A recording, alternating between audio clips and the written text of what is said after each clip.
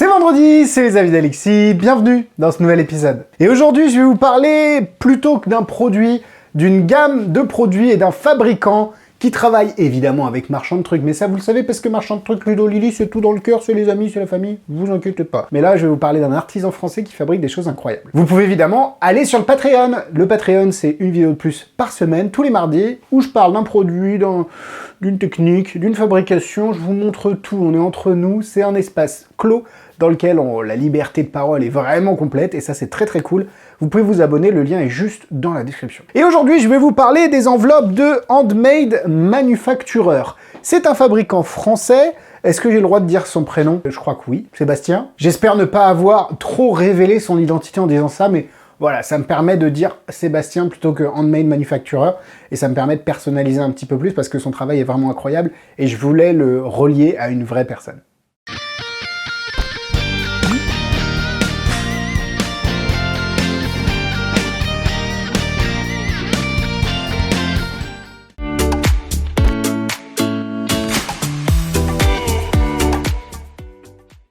Alors, qu'est-ce que fait Handmade Manufacturer? Vous l'avez vu, ce sont des enveloppes.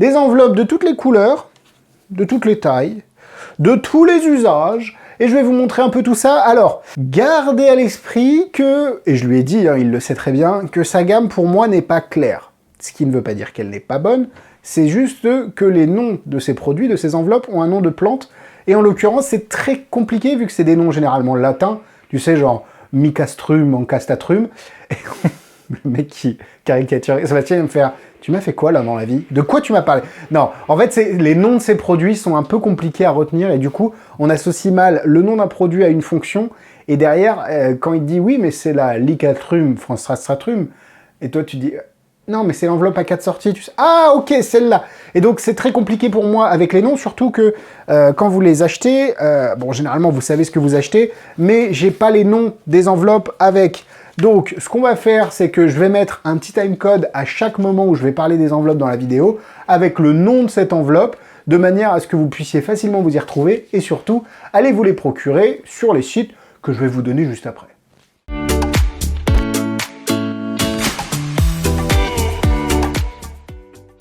Pareil, compliqué de vous donner un tarif, parce que les tarifs varient de quelques euros à plus de 10, 15 ou 20 en fonction de l'enveloppe ou de la quantité que dont vous allez avoir besoin. Donc, ça va dépendre vraiment de vos usages, mais vous avez des accessoires très très peu onéreux et surtout très qualitatifs, donc ça c'est important. Et vous pouvez vous les procurer chez Marchand de Trucs. Pour la grande majorité des enveloppes, vous allez chez Marchand de Trucs, je vous ai mis le lien directement avec tous les produits dessus, comme ça vous avez juste à cliquer, fouiner, retrouver l'enveloppe qui vous plaît et ça va bien. Si vous avez des demandes personnelles, ce que j'ai fait aussi auprès de Sébastien, vous pouvez le contacter directement. Et du coup, il va vous dire, attends, ça je peux le faire, ça je peux pas. Est-ce que tu peux me faire la Licastrum Ancastatrum? Ça va rester, je suis désolé, en rouge et puis en format A4. Oh, bien sûr, ça va te coûter tant, bam bam bam, et vous faites avec lui vos projets en direct. Et ça c'est cool. Si vous avez des projets vraiment spécifiques, vous pouvez aussi contacter Handmade Manufacturer, Sébastien. Le lien est également dans la description.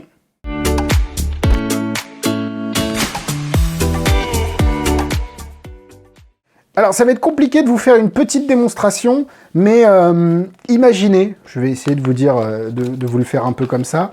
Imaginez par exemple que, je ne retrouve même pas le trucage de celle-là. Sébastien, tes enveloppes sont trop bien faites. Attends, après ça se trouve, c'est juste une enveloppe normale. Non, absolument pas, Alexis. Ok, ouf. En fait, c'est tellement bien fait que j'ai dû décoller, enfin, pas décoller, mais séparer. Bref, imaginez cette enveloppe. Vous demandez à quelqu'un un billet. Vous le mettez dedans, vous fermez. Et quand le spectateur va déchirer et ouvrir et reprendre le billet va avoir changé. On est proche des récipés de Hiro Sakai, mais là, ça va être une enveloppe à change, mais tout va se passer dans la main du spectateur, ce qui est vraiment incroyable. Mais vous pouvez également, pourquoi pas, avoir juste des enveloppes jolies. Alors attends, je dis qu'elle est jolie, mais celle-là, oui, non, celle-là n'est pas truquée. Ça fait la taille d'une carte à jouer, vous pouvez mettre une carte de prédiction à l'intérieur. Les enveloppes n'ont pas besoin d'avoir un but fonctionnel, même si la majorité en ont. Ça peut être juste une façon assez sympa de montrer une carte. En l'occurrence, vous pouvez aussi avoir du marquage à chaud avec du doré ou du argenté. On a aussi, qu'est-ce qu'on a? On a des petites enveloppes comme ça. À une carte près, il peut faire des petits marquages pour faire des Colossal Killer, par exemple. Là-dedans, vous pouvez mettre une autre carte. Donc, c'est pour vous montrer aussi la diversité des formats qu'il a. Et vous avez ici une petite enveloppe dans laquelle vous allez pouvoir faire mettre une carte au spectateur et vous allez pouvoir prendre un pic. C'est très simple en fonctionnement, mais très efficace. Qu'est-ce qu'on a là? Bah là, c'est pareil, parce que je vous montrais là, les enveloppes où les spectateurs mettent des billets. Là, c'est exactement pareil. Donc, évidemment, à chaque fois, vous allez, entre guillemets, abîmer une enveloppe, la déchirer. Donc, c'est à usage unique. Mais honnêtement, pour la qualité, ça vaut le coup. Donc là, je l'ai en format plus petit, en noir. Vous avez quoi ici? Ça, j'adore. Oh là là, celle-là. Celle-là, je trouve ça très joli si vous voulez faire un espèce de... Vous avez 1, 2... non, c'est dans le mauvais sens. 1, 2, 3, 4, 5, 6. Elles ne sont pas truquées. Elles peuvent l'être. Elles peuvent être à plusieurs sorties si vous le souhaitez. Et derrière, vous pouvez faire... dis-moi un numéro entre 1 et 6. Ok, t'as l'enveloppe 5. Bah, dedans, il y a un papier blanc. Là, vous donnez toutes les enveloppes. À la fin, il vous reste une enveloppe. C'est la seule dans laquelle il y a un billet. Ça peut être très sympa. Ici, on a une autre enveloppe qui est assez intéressante parce que... Est-ce que c'est celle-là? Oui, c'est celle-là. Celle-là peut être utilisée avec un JOL. Et ça, c'est vraiment, vraiment intéressant. Parce qu'avec un JOL, vous savez, vous avez le Wonder Unit et vous avez l'ID Case. Alors, le Wonder Unit, personne l'utilise. Mais l'ID Case, c'est la petite pochette avec la petite vitre transparente qui vous permet de rentrer une carte à l'intérieur et d'ajouter une couche d'impossibilité. Bah là, c'est pareil, sauf que c'est dans une enveloppe. Et l'enveloppe a été pensée pour que ça rentre parfaitement avec le JOL. C'est très, très malin, très, très bien pensé. Qu'est-ce que j'ai d'autre? Bah, faut que je vous montre l'enveloppe qui me plaît le plus, enfin, en tout cas, que j'aime beaucoup. C'est cette enveloppe-là, qui est en fait avec des rabats magnétiques, ça c'est très très bien. Donc vous avez un petit peu de papier magnétique ici et ça ferme nickel. Et en plus de ça, vous pourriez vous dire, oh, elle fait double sortie, elle fait quadruple sortie. On est vraiment très très bien sur ce mécanisme-là. Celle-là, je la trouve parfaite, notamment pour le salon et la scène si vous avez des usages. Donc voilà, je vous ai pas fait de détails sur les tours que vous allez pouvoir faire avec, ou en tout cas je vous en ai pas présenté. Je vous ai présenté la gamme, j'espère de manière plus ou moins exhaustive. Vous voyez que vous pouvez avoir sur certaines enveloppes des explications, ça c'est important aussi de le mentionner. Vous pouvez avoir ici des explications sur l'usage de l'enveloppe. En l'occurrence ici c'est la Nerium Oleander. Vous voyez, c'est un petit peu pour ça que je vous disais, elle s'appelle la Nerium Oleander et du coup c'est une enveloppe qui va vous permettre à faire jusqu'à 3 sorties. Oui, parce qu'elle est comme ça, ok, top. Donc en gros, vous avez jusqu'à 3 sorties dans cette enveloppe-là, qui est très très cool. Donc vous voyez, il a plusieurs types de papier. À chaque fois, le grammage est un petit peu épais, donc ça c'est cool. Et puis derrière, vous pouvez vraiment vous amuser, hein. Là, par exemple, sur la petite... Ah, il fait ça aussi. Bon, ça n'a rien à voir, mais... Là, par exemple, si je vous montre l'enveloppe qui s'appelle la Nyctinasty. Ouais, Nyctinasty. Donc en gros, c'est une petite enveloppe comme ça, qui ne paye pas de mine.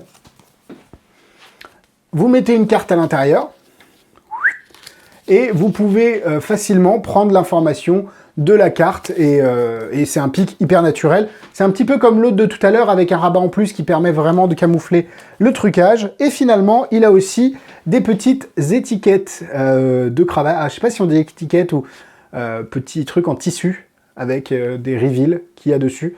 Donc vous le cousez derrière votre cravate, et derrière vous pouvez faire un reveal.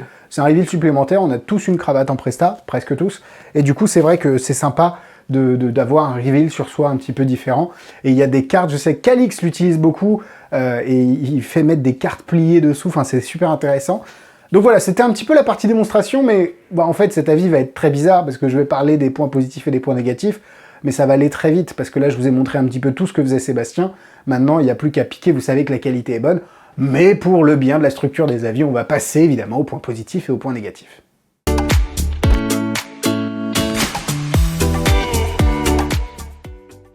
J'avoue, je ne sais pas où j'en suis dans cette vidéo, donc on va mettre ça un moment. N'oubliez pas de vous abonner, le petit bouton, la petite cloche pour ne rien louper des prochaines vidéos. Cet avis un peu bizarre, mais c'est pas grave.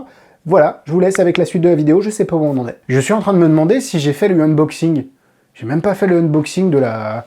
Cet avis est très bizarre, parce que je parle de plein de produits en même temps.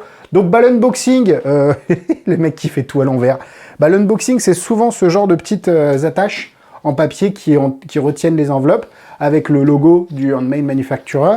Et après, bah, vous avez les enveloppes, hein. Et puis derrière, est-ce que j'ai fait une démonstration? Bah, je vous ai montré les produits. Donc voilà, on passe au point positif-négatif maintenant. Allez, c'est parti.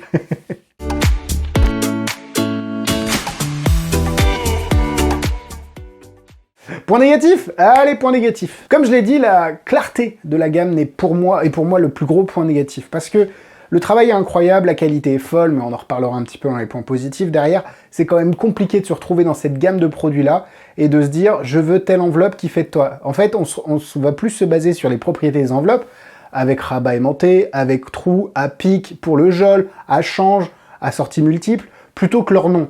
Et du coup, je pense que Sébastien a, à mon avis, mais c'est le principe, hein, c'est les avis d'Alexis, a un travail sur le marketing et le branding de sa gamme. Il faut retravailler les noms pour que ce soit beaucoup plus clair dans l'esprit de tout le monde, parce que moi je m'y perds, et du coup, le fait que ce soit pas clair, ça peut brouiller un petit peu la lisibilité des produits, bien qu'ils soient exceptionnels. C'est vraiment le seul point négatif que j'ai trouvé, hein, parce que sinon, en fait, tu ne peux pas avoir des points négatifs sur ces produits parce que théoriquement, il peut carrément te les faire à ta guise, à ta couleur, à ton besoin, au grammage. Enfin, grammage, je pense que ça varie en fonction de la couleur aussi. Bref, avec le marquage que tu veux. Donc, il n'y a pas tellement de points négatifs et c'est pour ça qu'on va passer au point positif. Comme je l'ai dit, vous pouvez adapter comme vous voulez. La qualité est incroyable. Sébastien est d'une gentillesse folle, mais c'est normal, il travaille... Enfin, c'est quelqu'un qui travaille avec Marchand de Trucs, donc normalement... ça va bien, c'est que c'est des gens intelligents et surtout très gentils, et il a de l'or dans les doigts. Les enveloppes sont fabriquées à la main. Faut pas croire que Seb, chez lui, il a eu un truc qui plie tout seul. Non, il découpe, il a les patrons, il plie, enfin, c'est de l'origami, hein, donc vraiment, c'est artisanal. Et donc, c'est pour ça que quand je vois des enveloppes à 2-3 euros, ça me fait mal à mon petit cœur pour Sébastien. Il doit s'y retrouver économiquement, évidemment, quoique, je ne sais pas, je ne veux pas parler à sa place, mais vraiment, pour ce que permettent de faire les enveloppes, c'est pas cher. Vraiment, vraiment, vraiment. Et l'avantage d'avoir un artisan comme ça, c'est que si vous avez une idée, vous pouvez la matérialiser, et ça, c'est incroyable. Que dire de plus? Bon, après les notices, faut savoir que c'est des produits que vous achetez parce que vous avez un usage.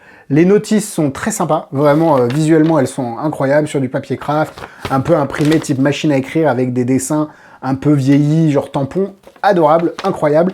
Maintenant, ça reste des accessoires que vous allez utiliser parce que vous savez ce que vous allez en faire. C'est pas quelque chose que vous achetez pour connaître le mécanisme, comme beaucoup, 90% de ce qu'on achète, hein, parce qu'on a cette envie de connaître les trucs. Là, c'est vraiment un usage particulier où, ouais, ok, je veux faire une carte à l'enveloppe dans le portefeuille, j'ai besoin de ça. Ouais, attends, pour Inferno, j'en ai marre de la boîte de lunettes, j'ai envie de mettre mes cartes dans une enveloppe, vas-y, on y va. Ouais, pour ça, j'ai envie... Et en fait, vraiment, il y a un usage avant un achat. Maintenant, je vous encourage aussi de vous laisser guider par votre intuition et votre feeling, et s'il y a une enveloppe qui vous plaît, de la prendre, parce que honnêtement, vous ne serez pas déçus par le travail de Sébastien. Je suis obligé de mettre 4 cœurs parce que j'ai déjà des enveloppes que j'utilise de Sébastien, donc je suis obligé de mettre 4 cœurs. C'est vraiment un travail d'orfèvre, on a de la chance d'avoir des artisans comme ça en France. N'oubliez pas que tout est fait à la main, genre, maintenant, avec toutes les intelligences artificielles, les chats, etc., on se dit, ouais, en fait, on peut tout avoir d'un simple claquement de doigts. Non, c'est un monsieur qui prend des papiers, qui les coupe et qui les plie. C'est pas réducteur du tout, c'est la vérité. Et donc, faut, je pense, à mon avis, accorder la valeur à ce genre de travail-là. Donc pour moi, c'est 4 cœurs, c'est sûr. J'ai encore fait trop long, c'est pas grave. Difficulté, ça dépend de l'enveloppe que vous allez utiliser, mais globalement, elles sont toutes très simples, 2 étoiles.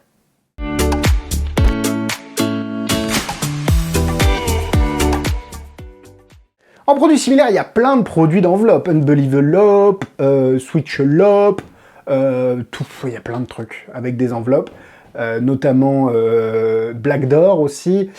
N'hésitez pas à me dire en commentaire le tour d'enveloppe qui vous le plaît le plus. Moi, je sais que j'avais Unbelievelope 2 de Jeff Kaylor, qui est très très sympa, qui est un peu différent, mais qui est très sympa. Donc voilà, n'hésitez pas à me dire vos enveloppes préférées en commentaire. Voilà, la vidéo est terminée. Merci à vous de l'avoir suivi. Pour ceux qui sont restés jusque-là, il y a le commentaire du jour qui est... qu'est-ce qui commence par un E et qui finit par un E, mais qui ne contient qu'une lettre? Vous pouvez mettre ce petit énigme en commentaire. J'ai dit à peu près la réponse 14 000 fois dans cette vidéo. N'hésitez pas à aller voir Instagram, YouTube, Facebook, tout est dans la description. Vous abonnez, vous me suivez sur Instagram, je crois que vous ne me suivez pas, allez-y, n'hésitez pas. Et puis on se donne rendez-vous mardi prochain sur le Patreon pour une nouvelle vidéo exclusive, et vendredi pour un nouvel avis. Bisous bisous!